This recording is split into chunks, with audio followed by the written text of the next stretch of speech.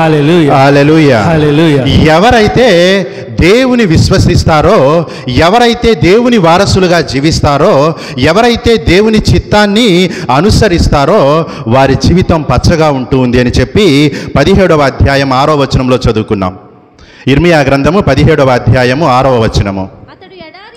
అతను ఎడారిలో ఎదుగు తుప్పు వంటి వాడు అతనికి ఎట్టి మేలు కలుగదు, ఎట్టి మేలును కలుగదు. ఆ తుప్ప ఎండి ఉన్న మరుభూమిలో ఏమీ పెరగని చోట పట్టులో ఎదుగును, ప్రభువులో ఎదుగును. ఎవరైతే దేవుని విశ్వసించకుండా, దేవుని వాక్యాన్ని విశ్వసించకుండా దేవుని వాక్యాన్ని పెడచెవున పెడతారో వారు ఎడారిలో నాటబడినటువంటి చెట్టు. ఎడారిలో నాటబడినటువంటి చెట్టు మంచి కాయలను కాస్తుంది కదా, మంచి కాయలను కాస్తుంది కదా. ఏమైంది? ఎడారిలో నాటబడిన చెట్టు ఎండిపోయిద్ది. ఎందుకని నీళ్లుండవు కాబట్టి ఎడారిలో నాటబడిన చెట్టు ఎండిపోతూ ఉంది. కాబట్టి క్రైస్తవులుగా జీవిస్తున్నటువంటి మనందరము, క్రీస్తులో బాప్తిస్మాని పొందినటువంటి మనమందరము, మన జీవితాల్లో క్రీస్తు గనక లేకపోతే, మన జీవితాల్లో దేవుని వాక్యం గనక లేకపోతే మన జీవితాలు కూడా ఎండిన ఎడారి వలె ఉంటాయి. మన జీవితాల్లో కూడా మనం పెరగలేము. ఎందుకు అంటే క్రీస్తులో జ్ఞానస్నానాన్ని పొందినటువంటి మనమందరము ఆ క్రీస్తు అనే వ్యక్తి, ఆ క్రీస్తు అనే నీరు మన జీవితంలో లేదు కాబట్టి మన జీవితాలు కూడా ఎండిపోతాయి అని చెప్పి ఈరోజు ఇర్మియా ప్రవక్త మనందరికీ చెప్తూ ఉన్నాడు. 17వ అధ్యాయం 7వ వచనం. కానీ ప్రభువుని నమ్మి నాపై ఆధారపడు వారికి నేను దీవింతును. Praise the Lord, praise the Lord, hallelujah, hallelujah, hallelujah. ఎవరైతే ప్రభువుని నమ్ముతారో, ఎవరైతే ప్రభువుని విశ్వసిస్తారో, ఎవరైతే జ్ఞానస్నానాన్ని పొంది ఆ యేసు ప్రభు యొక్క జ్ఞానస్నానం యొక్క తడిని వారి జీవితంలో ఉంచుకుంటారో వారందరూ కూడా దీవించబడతారు. ప్రేమైనటువంటి సహోదరి సహోదరులారా, ఈరోజు మనం అందరము కూడా నిర్ణయించుకోవాలి, నేను ఏ విధంగా జీవించాలి అనుకుంటూ ఉన్నాను. ఎండిన ఎడారిలో ఉన్నటువంటి చెట్టు వలె జీవించాలి అనుకుంటూ ఉన్నానా, లేకపోతే పచ్చగా ఉండి నీడనిచ్చి మంచి గాలినిచ్చి కాయలనిచ్చు చెట్టు వలె నేను జీవించాలి అనుకుంటూ ఉన్నానా అని చెప్పి మనం అందరము కూడా ఆత్మ పరిశీలన చేసుకోవాలి. ఒకరోజు ఒక ఆయన ఒక తోటకెళ్ళి 2 చెట్లను తీసుకొని వచ్చాడు. తీసుకొచ్చి ఆయన ఇంటి ముందు ఒకటి కుడి పక్కన, ఒకటి ఎడం పక్కన నాటాడు. కుడి పక్కన నాటిన చెట్టుకి చుట్టూ కంచేశాడు. ఏమేశాడమ్మా? చుట్టూ కంచేశాడు. ఎడం పక్కన ఉన్న చెట్టుకి కంచేయలేదు. ఒక వారం గడిచింది, నెల గడిచింది, 2 నెలలు గడిచింది. ఒకరోజు మంచి గాలి వేస్తుంది, గాలి దుమారం వస్తుంది. గాలి దుమారం వచ్చినప్పుడు ఏ పక్క అయితే చుట్టూ కంచేయలేదో ఆ చెట్టు గాలికి మొక్కలేమైతే ఊగిందంట. బ్రహ్మాండంగా ఊగుతుంది, ఆనందంగా ఉంది. అదే కుడి పక్కన వేసినటువంటి చెట్టు అదే గాలికి పక్క కొంగింది. పక్క కొంగంగానే ఏమైంది?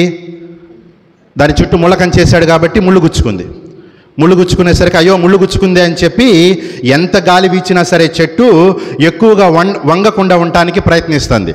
ఎందుకంటే ముళ్ళు గుచ్చుకుంటుంది కాబట్టి. అప్పుడు ఎడం వైపున ఉన్న చెట్టు చూసి, కుడివైపు ఉన్న చెట్టును చూసి ఎడం వైపున ఉన్న చెట్టు నవ్వుతూ ఉంది. ఆహా, చూసావా నీ జీవితము, చూసావా?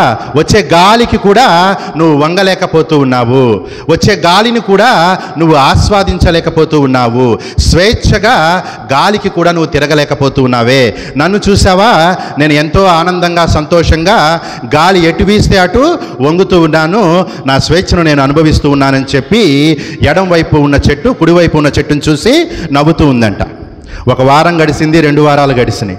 3వ వారంలో మొదటి రోజు ఒక మేకపోతు వచ్చింది. కుడి పక్కన ఉన్న చెట్టు దగ్గరకు పోయి చెట్టును తిందామని చెప్పి, మొక్కను తిందామని చెప్పి మూతి పెట్టింది. ఏమైంది? ముళ్ళు గుచ్చుకోగానే ఎమ్మటే మేక మూతి వెనక తీసి ఒరే ముళ్ళు గుచ్చుకుంటానే అని చెప్పి అదే మేక ఎడం వైపు ఉన్న చెట్టు దగ్గరికి వెళ్తూ ఉంది. ఏమవుతుంది? కళ్ళు మూసి కళ్ళు తెరిసే లోపల చెట్టుని శుభ్రంగా నేల మట్టానికి తినేస్తూ ఉంది. Praise the Lord, praise the Lord, hallelujah, hallelujah, hallelujah. ప్రియమైనటువంటి సహోదరి సహోదరులారా, కంచ అనేటువంటి పచ్చదనము, కంచె అనేటువంటి ప్రార్థనా జీవితము క్రైస్తవులుగా జీవిస్తున్న మన చుట్టూ కూడా ఎప్పుడూ ఉండాలి. మన చుట్టూ గనక ఆ ప్రార్థనా జీవితపు కంచె, మన చుట్టూ గనక ఆ యేసు ప్రభు అనేటువంటి కవచం మన చుట్టూ లేకపోతే ఒక మేకపోతు కాదు కదా, ఏదొచ్చినా సరే మన జీవితాలు అలా అదృశ్యమైపోతాయి. ఎప్పుడైతే యేసు ప్రభువుని మన గృహాధిపతిగా మనం చేసుకుంటామో, ఎప్పుడైతే యేసు ప్రభు అనేటువంటి ఆ వ్యక్తిని మన గృహ యజమానుడిగా మనం స్వీకరిస్తామో, ఆ రోజు ఎన్ని ఆటంకాలు వచ్చినప్పటికీ కూడా, ఎన్ని ఇబ్బందులు వచ్చినప్పటికీ కూడా ఏటి ఒడ్డున నాటబడిన చెట్టు వలె మనమందరము కూడా పచ్చగా ఉంటాము అని చెప్పి ఈరోజు మొదటి పట్టణంలో మనం చదువుకుంటూ ఉన్నాము. రెండవ పట్టణాన్ని గనక మనం గమనించినట్లయితే పునీత పౌలు గారు చాలా చక్కగా చెప్తూ ఉన్నారు. పునీత పౌలు గారు చెప్తూ ఉన్నారు, అయ్యా మనమందరము కూడా జ్ఞానస్నానాన్ని స్వీకరించి దేవుని బిడ్డలుగా జీవిస్తూ ఉన్నాము. మనమందరము కూడా జ్ఞానస్నానాన్ని స్వీకరించి ఆయనే నిజమైనటువంటి దేవుడు అని విశ్వసిస్తూ ఉన్నాము. అయితే మన విశ్వాసము వృధా కాదు. ఎందుకంటే యేసు ప్రభు నీలాగా నాలాగా ఇహలోకంలో జీవించినప్పటికీ కూడా నాలాగా ఇహలోకంలో పుట్టినప్పటికీ కూడా ఆయన నీలాగా నాలాగా మరణించి ఇహలోక జీవితాన్ని ముగించలేదు. ఏం చేశాడు? ఉత్థానుడయి ఆయన పరలోకపు ద్వారాన్ని తెరిచాడు. కాబట్టి క్రైస్తవులమైనటువంటి మనమందరము, జ్ఞానస్నానాన్ని పొందినటువంటి మనమందరము కూడా ఇహలోక జీవితము అనేటువంటిది ఒక యాత్ర మాత్రమే. ఈ యాత్రను ముగించుకొని మనమందరము ఏ రోజైతే మరణిస్తామో ఆ రోజు ఒక నూతన జీవితాన్ని ప్రారంభిస్తాము. మనమందరము కూడా ప్రభువునందు మనమందరము కూడా ఉత్థానులం అవుతాము అని చెప్పి ఈరోజు పౌలు గారు కొరింథీయులకు రాసిన మొదటి లేఖలో చెప్తూ ఉన్నారు. మనం చూస్తూ ఉన్నాము 15వ అధ్యాయము 7వ వచనం. 15వ అధ్యాయము 7వ వచనం. పునీత పౌలు గారు కొరింథీయులకు రాసిన మొదటి లేఖ 15వ అధ్యాయము 17వ వచనం. ఆ పైన యాకోబునకు తదుపరి అపోస్తులకందరికిని 15వ అధ్యాయము 17వ వచనం. 17. క్రీస్తు లేవనెత్తబడనిచో మీ విశ్వాసము వ్యర్థము. మీ విశ్వాసము వ్యర్థము. Praise the Lord. Praise the Lord. Praise the Lord. Praise the Lord. Hallelujah. Hallelujah. Hallelujah. Hallelujah. Yesu ప్రభు మనలాగా పుట్టి మనలాగా జీవించి మనలాగా మరణించాడు అని చెప్పి ఆ మరణముతో మన విశ్వాసము గనక ముగుస్తూ ఉంటే ఏమని చెప్తూ ఉన్నారు పౌలు గారు? మన విశ్వాసము వ్యర్థము. ఎందుకంటే ఒక వ్యక్తి పుట్టి జీవించటము మరణించటము అనేటువంటిది ప్రతి మానవుని విషయంలో జరిగే ఒక ప్రణాళిక మాత్రమే.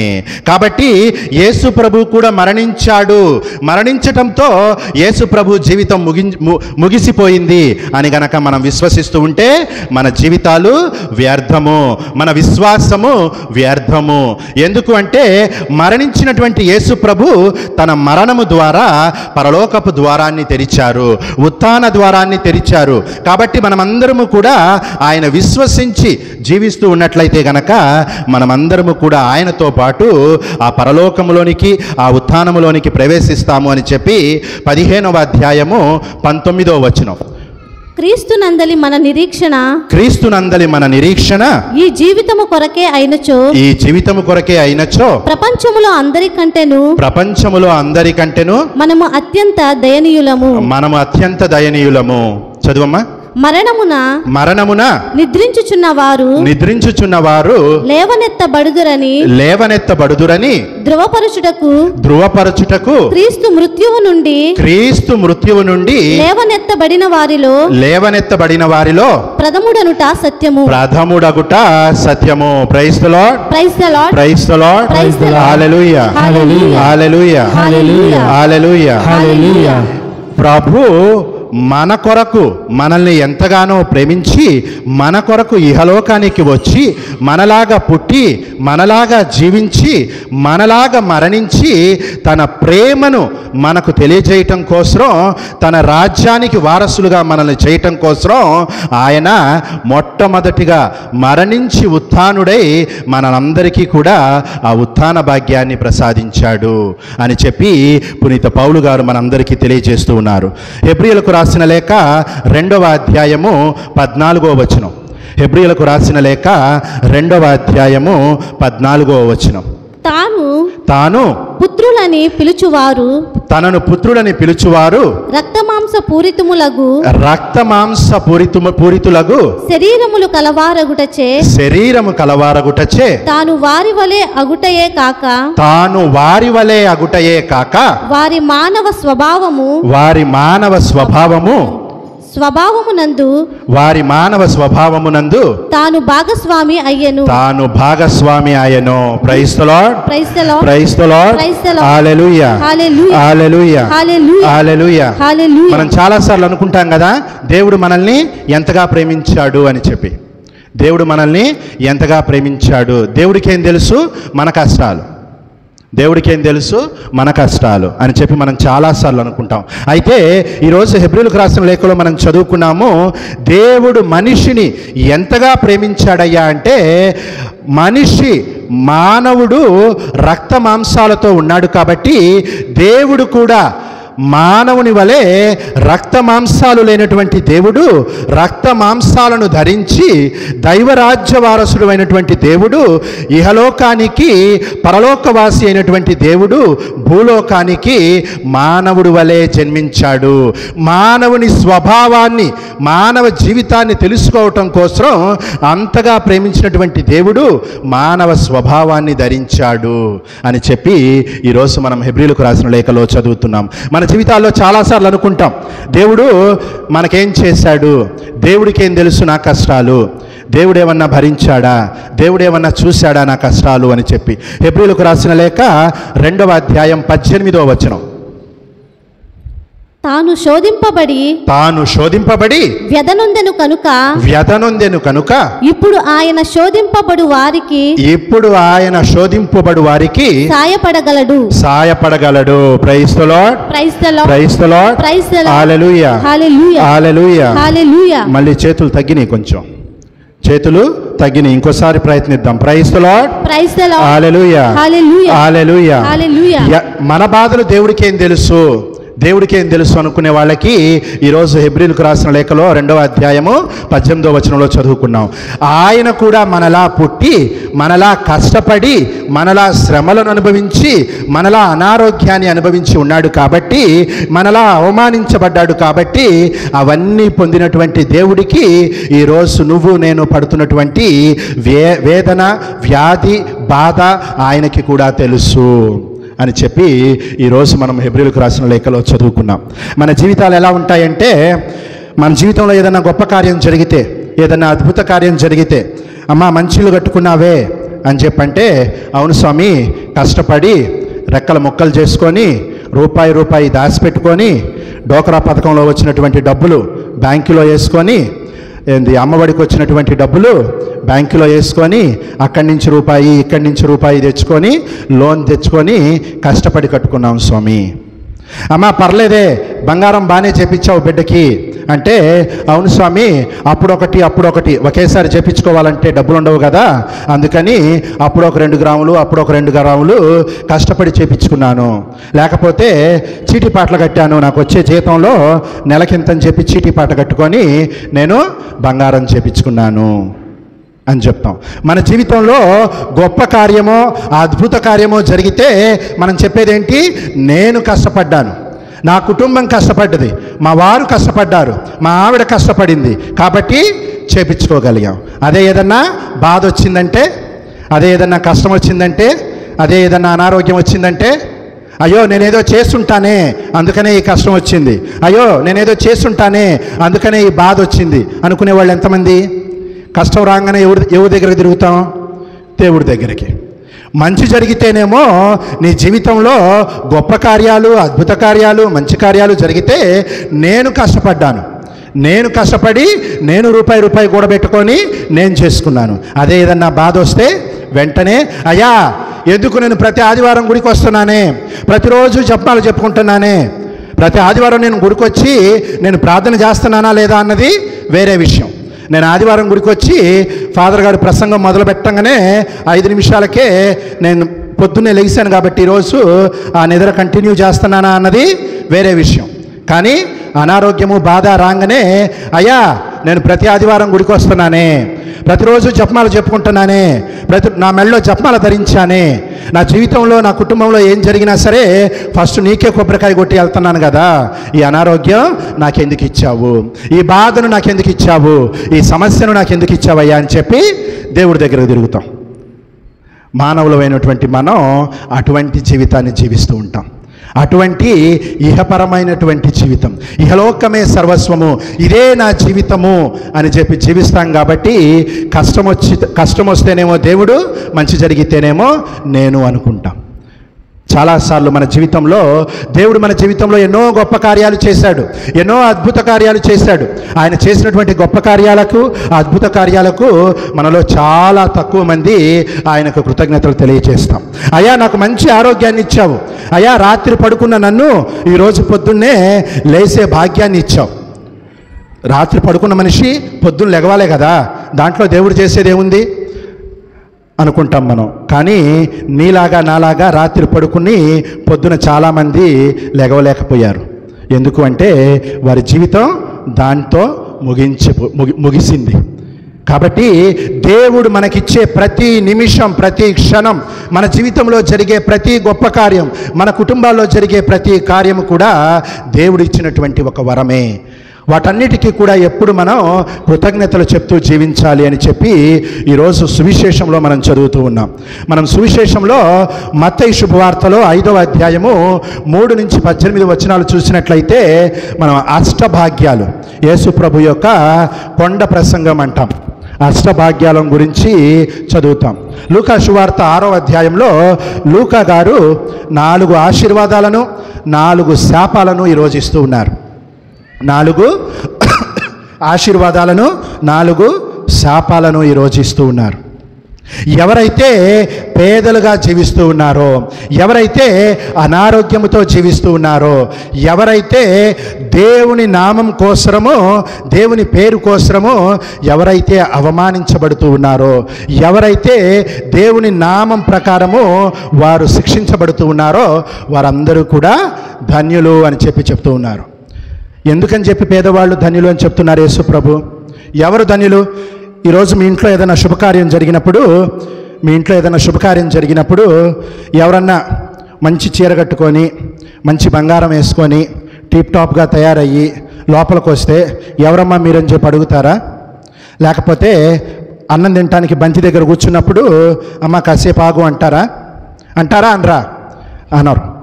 ఒక మనిషి పాత బట్టలు వేసుకొని, చినిగిపోయిన బట్టలు, మురికి బట్టలు వేసుకొని వచ్చి బంతిలో నిలబడితే ఏం చెప్తారు? ఎవరు సమాధానం చెప్పట్లేదు. మీరు సమాధానం చెప్పకపోతే ఫాదర్ చెప్పారు నాకు ఈరోజు ప్రసంగం 1.5 గంట చెప్పచ్చని. సమాధానం చెప్పకపోతే ప్రసంగం 1.5 గంట ఉంటుంది. ఏం చేస్తారు? ఎవరన్నా మురికి బట్టలు, పాత బట్టలు వేసుకొని భోజనానికి వచ్చి బంతిలో నిలబడితే మీరేమంటారు? కాసేపు ఆగయ్యా అంటాం. కాసేపు ఆగయ్యా అని చెప్పి ఆయన్ని పక్కకు పంపిస్తాం. కానీ ఎందుకని ఈరోజు యేసు ప్రభు ఎవరైతే పేదవారో, ఎవరైతే దుఃఖిస్తున్నారో, ఎవరైతే దేవుని నామం కోసం శిక్షించబడుతూ ఉన్నారో వారందరూ ధన్యులు అని ఎందుకు చెప్తూ ఉన్నారు? ఎందుకయ్యా అంటే ఎవరైతే పేదవారో, ఎవరైతే ఏమీ లేకుండా ఉంటారో వారు ఎవరి మీద నమ్మకం పెడతారు? దేవుని మీద నమ్మకం పెడతారు. నాకు ఆస్తి పాస్తులుండి నాకు తినటానికి ఈరోజు చికెను మటను దొరికితే దేవుడి మీద నమ్మకం ఉండదు. నాకు ఈరోజు ఆకలి అవుతుంది, తినటానికి ఏమన్నా పెడతారో పెట్టరో, ఏమన్నా దొరికిద్దో దొరకదో అనుకునే పేదవాడు అయ్యా ఈరోజు నాకు ఎవరన్నా అన్నం పెట్టేటట్టు చెయ్యయ్యా, అయ్యా ఈరోజు నాకు కట్టుకోవటానికి ఏదన్నా చొక్కా దొరికేటట్టు చెయ్యయ్యా అని చెప్పి పేదవాడు దేవుడి మీద విశ్వసిస్తాడు. పేదవాడు ఎవరైతే దుఃఖంలో ఉంటారో, ఎవరైతే బాధల్లో ఉంటారో, ఎవరైతే అనారోగ్యంతో ఉంటారో వాళ్ళు దేవుడి కళ్ళు తిరిగి అయ్యా ఈ బాధ నుండి నన్ను రక్షించు, ఈ అనారోగ్యం నుండి నాకు స్వస్థతనియ్యి, ఈ సమస్య నుండి నన్ను బయటకు పడేయి అని చెప్పి దేవుణ్ణి ప్రార్థిస్తారు. కాబట్టి ఎవరైతే మనస్సులో, హృదయంలో పేదరికపు జీవితాన్ని జీవిస్తారో, అయ్యో ఈరోజు ఫాదర్ గారు చెప్పారు ఎవరైతే పేదలో వాళ్ళే ధన్యులని చెప్పి ఇంటికెళ్ళి మీకున్న ఆస్తులు మొత్తం, బంగారం మొత్తం దారిలో పంచమాకండి. ప్రభు చెప్తుంది మన శారీరక సంపద గురించి కాదు, మన ఆధ్యాత్మిక సంపద. ఎవరైతే వాళ్ళ మనస్సులో, వాళ్ళ హృదయాల్లో, వాళ్ళ కుటుంబాల్లో దేవుని విశ్వసిస్తారో, ఎవరైతే దేవునిపై నమ్మకాన్ని ఉంచి దైవ చిత్తాన్ని నెరవేరుస్తారో, ఎవరైతే వాళ్ళ జీవితాల్లో ఏ గొప్ప కార్యం జరిగినా, ఏ ఘనకార్యం జరిగినా, ఏ మంచి కార్యం జరిగినా, ఏ చెడు కార్యం జరిగినా, ఏ అనారోగ్యం వచ్చినా, ఏ సమస్య వచ్చినా సరే దేవునిపై ఆధారపడి మంచి జరిగినప్పుడు, అయ్యా నా కుటుంబంలో ఇదిగో ఈ మంచి జరిగింది, ఇదిగో నా కుటుంబంలో ఈ అద్భుతం జరిగింది, అయ్యా నా కుటుంబంలో ఈ మంచి ఆరోగ్యాన్ని ఇచ్చావు, నీకు వందనాలయ్యా.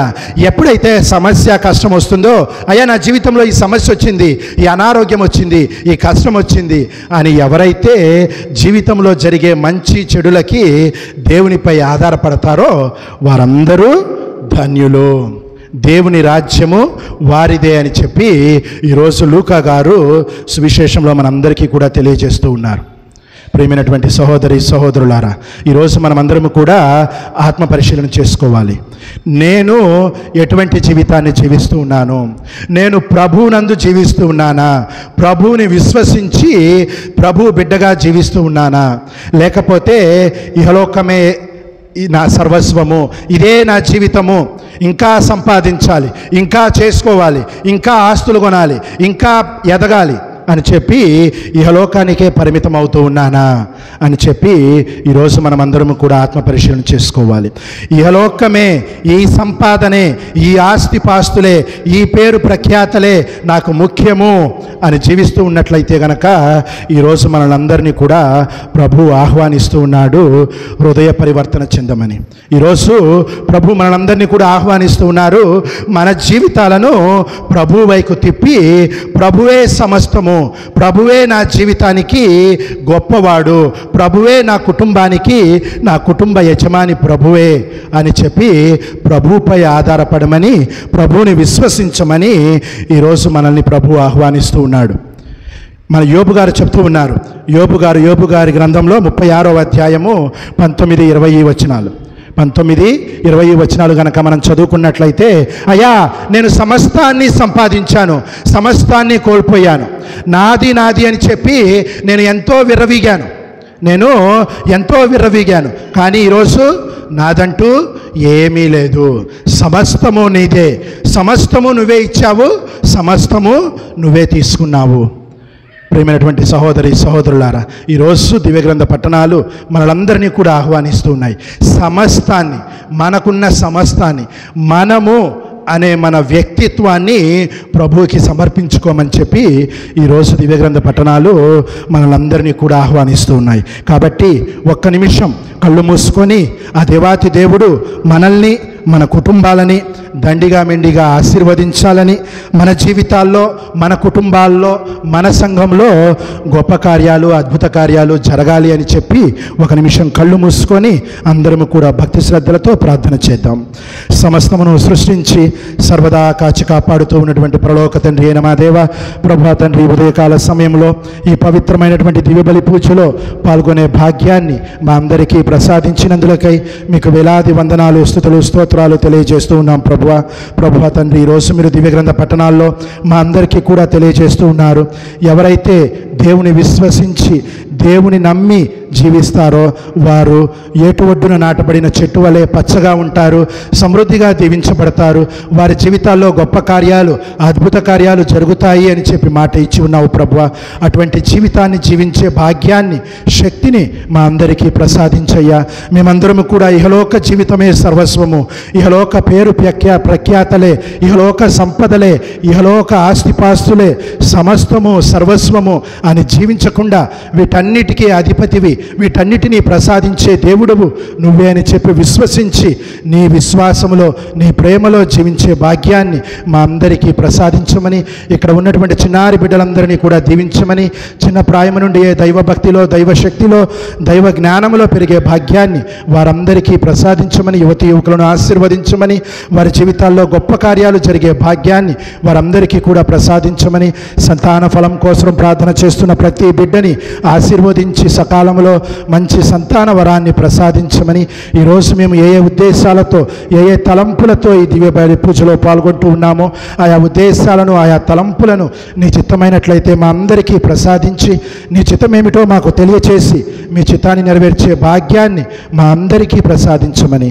ఈ మనవులన్నిటినీ మా నాథుడును మీ కుమారుడునైన యేసుక్రీస్తు ద్వారా అడిగి వేడుకొనుచు ఉన్నాము పరమ తండ్రి. పిత పుత్ర పవిత్రాత్మ నామమున.